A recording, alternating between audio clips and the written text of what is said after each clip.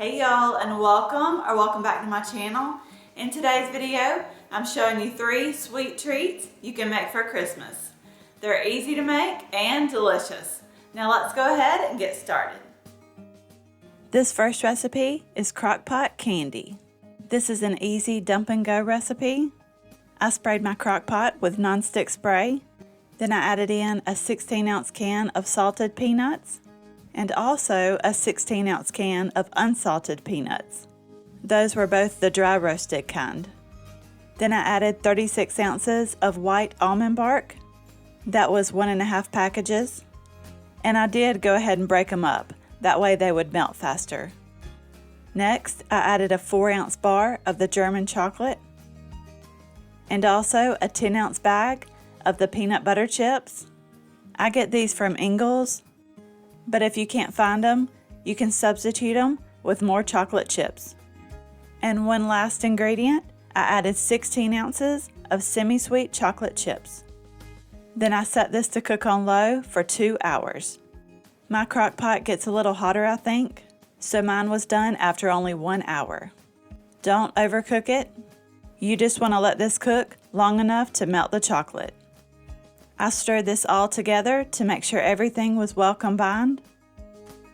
I used a cookie scoop to drop little spoonfuls onto the foil, or you can use wax paper. You can make these however big or small you like. And since it's Christmas, I added on some red and green sprinkles. And you'll just want to do this pretty soon after you add the spoonfuls onto the foil, before that chocolate has time to set up. These turned out so cute with the little holiday sprinkles. I let them sit out on the counter for about 3 hours until they were completely set. These are so easy to make and they are delicious. This next one is Oreo Peppermint Bark. The recipe called for 2 10-ounce bags of the white chocolate melting wafers, but I just used the regular chocolate chips. And just so I didn't burn the chocolate, I melted it over a double boiler. And in a separate bowl, I melted 10 ounces of semi-sweet chocolate chips. I've got a sheet pan lined with foil. I'm using a 10-ounce package of the Oreo Thins. I'm not quite sure how the regular ones would work out with this. I dipped one side of each Oreo into that white chocolate. Then I placed it on the baking sheet. And I continued with the rest until I used up all those Oreos. I did place mine very close together to make sure all those Oreos were touching. Now you're going to take that remaining white chocolate and pour it on top of those Oreos. But since those Oreos haven't set up in that chocolate yet, you have to be very careful not to move them around. So I just used an offset spatula, and I tried to gently spread that out and cover those Oreos completely. And make sure you work that chocolate down in between each of those Oreos. Now you're going to spoon that chocolate over the top of that white chocolate. I just used the back of my spoon to spread it out. It doesn't have to be perfect. You can even do a little design if you want. And it's okay if some of that white chocolate comes through. Now it's time to add some peppermint. I just crushed up about 4 candy canes. I unwrapped them, put them in a Ziploc bag, and beat them with my rolling pin. I sprinkled the crushed peppermint over the top. Then I popped it in the refrigerator for about an hour to set. I cut it into chunks, then this was ready to eat.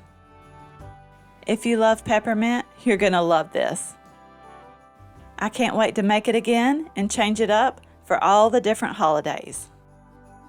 This last recipe is Mounds coconut balls. I'm starting out by adding a 14-ounce bag of sweetened shredded coconut to a large bowl. I'm also adding 2 cups of powdered sugar and 1 can of sweetened condensed milk. I wish there was an easier way to get this out of the can. Now you're going to stir this up, and you do have to work at it a little bit just to get everything completely incorporated. This mixture is very thick, but just keep stirring and you'll eventually get it all mixed in. If you need to put this in the refrigerator for about an hour to make it easier to scoop, you can. I just scooped out about 1.5 tablespoons of that coconut mixture. Then I rolled it around between my hands to kind of smooth it out a little bit. I placed it on a baking sheet and then continued until I used up all of that coconut mixture. And I did pop these in the freezer for about 30 minutes before I was ready to dip them. That way they don't fall apart in that chocolate. They're so much easier to roll up and smooth out after they've been in the freezer for a little bit. They're not sticky anymore like they are when you first make them. I'm just using the chocolate almond bark to dip these, but you can use milk chocolate, semi-sweet chocolate, or even dark chocolate. And after I dip them, I just place them back onto that same cookie sheet. After I finished all of the coconut balls, I still had some chocolate left over, so I went digging in the pantry to see what else I could dip, and I decided to dip a few graham crackers. And this is like one of the simplest things you could ever do. Especially for the holidays, when you need something quick, plain old chocolate-covered graham crackers are so good. And the coconut balls are amazing. You could even press an almond on top of those coconut balls and then freeze them really good and then dip them, and you'll have yourself an almond joy. These are really easy to make and they're delicious. What is your favorite sweet treat to eat at Christmas? Mine would have to be anything with coconut. I really hope you enjoyed this video. You may also like these. I wish you all a very Merry Christmas, and I will see you in the next one.